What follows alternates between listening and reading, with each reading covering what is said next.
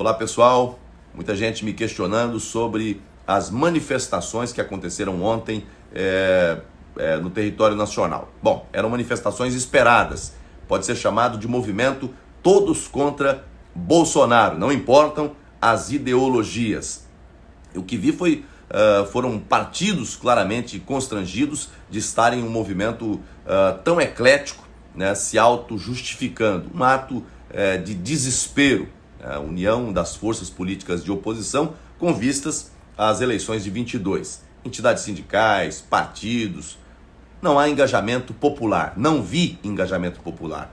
E entre as pautas principais, o impeachment do presidente da República, defesa da democracia, críticas à gestão do governo federal no enfrentamento à pandemia da Covid-19 e protestos contra a alta de preços, miséria e fome.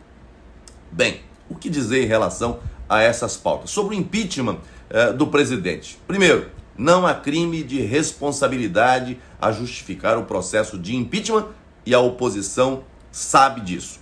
Faz um movimento para desgastar o governo. O que suscita no âmbito da CPI da pandemia não tem a mínima sustentação. A CPI perdeu a razão de existir já faz muito tempo.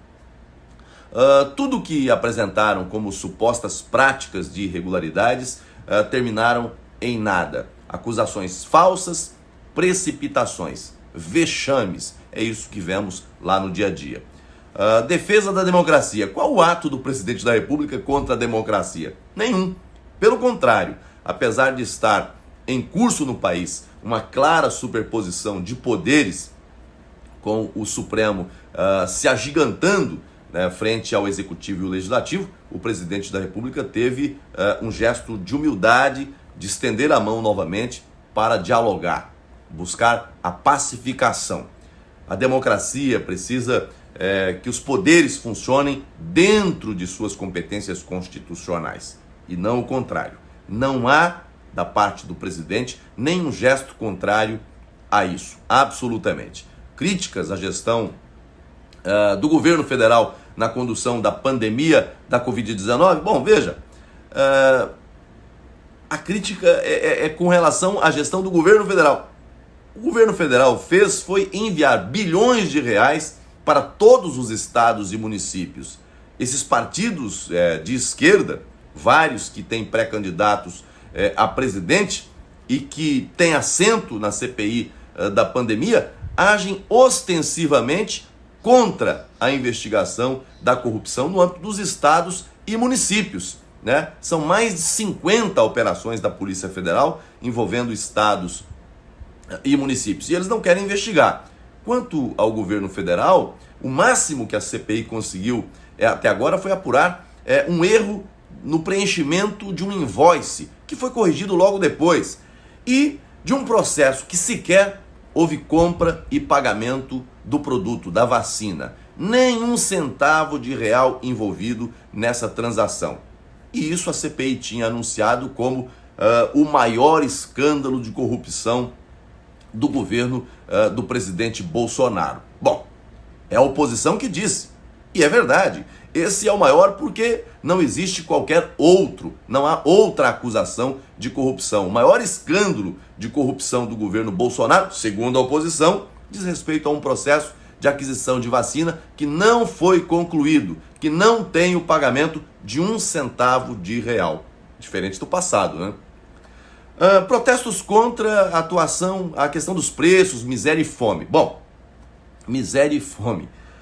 Esses manifestantes que defendem governos totalitários de esquerda talvez estejam se referindo à Venezuela, onde estão seus amigos políticos, né? O que o governo federal fez foi o maior programa de transferência de renda da história do país, justamente para evitar miséria e fome em um momento tão crítico como foi o epicentro da pandemia. Só de auxílio emergencial foram investidos agora, em 2021, mais de 40 bilhões de reais nesses programas. Em 2020, foram quase 300 bilhões de reais repassados aos programas sociais. Mais de 35 milhões de pessoas beneficiadas. Esse é o resultado, né? Agora, o resultado do movimento, né, que tinha ali como protagonistas partidos políticos, centrais sindicais, né? As bandeiras ali não eram bandeiras verde e amarela, é bandeira vermelha, né? Um movimento vermelho, com pré-candidatos de espectros diferentes, mas que tiveram ali um lapso de memória, né? Um apagão na memória e nas críticas e nas diferenças para se unirem todos contra o presidente Jair Bolsonaro. E um detalhe interessante, né? A grande mídia falando do movimento, do impacto dele, um movimento sem povo, um movimento de militantes. Não tinha povo ali, tinha militantes. Isso foi visível e com uma participação baixa, né? Mas os grandes veículos de comunicação sequer falavam em números, né? Em quantidade de pessoas na Paulista, em Brasília, nas principais capitais, não se falava. Por quê? Porque o movimento foi um movimento fraco. E, sobretudo, se comparar ao que aconteceu no dia 7 de setembro, aí realmente foi um grande vexame, com o volume de partidos que tinham ali. Aliás, tentaram até dar uma incrementada, colocando partidos que sequer estavam lá. Tinha integrantes de partidos de direita, centro-direita, mas não os partidos ali participando. Não houve ato de deliberação desses partidos para participar desses eventos, mas quiseram dar essa dimensão de que 20 partidos participando. Primeiro que não tinha 20 partidos participando. Os partidos de esquerda se uniram e alguns de centro também, mas com tudo isso o movimento ainda me pareceu bastante tímido para a expectativa que eles tinham de colocar gente na rua. Não conseguiram colocar gente na rua. Aí alguém vai me dizer o seguinte: mas as pesquisas colocam Lula como preferido da população. E a população vai dizer assim: não acreditamos nessas pesquisas encomendadas e feitas por empresas. Ou seja, as pesquisas apontam para um cenário e a população diz: não acreditamos nas pesquisas. É só olhar para as ruas, para o que está acontecendo. O movimento do 7 de setembro, povo na rua, multidão na rua, sem engajamento partidário, né, sem a contratação, né, de transporte, disso ou daquilo, é o povo, pelo povo e para o povo. E agora, esse, com toda a mobilização, me parecendo aí um movimento bastante fraco diante dos personagens que estavam mobilizando. Um abraço a todos, bom domingo.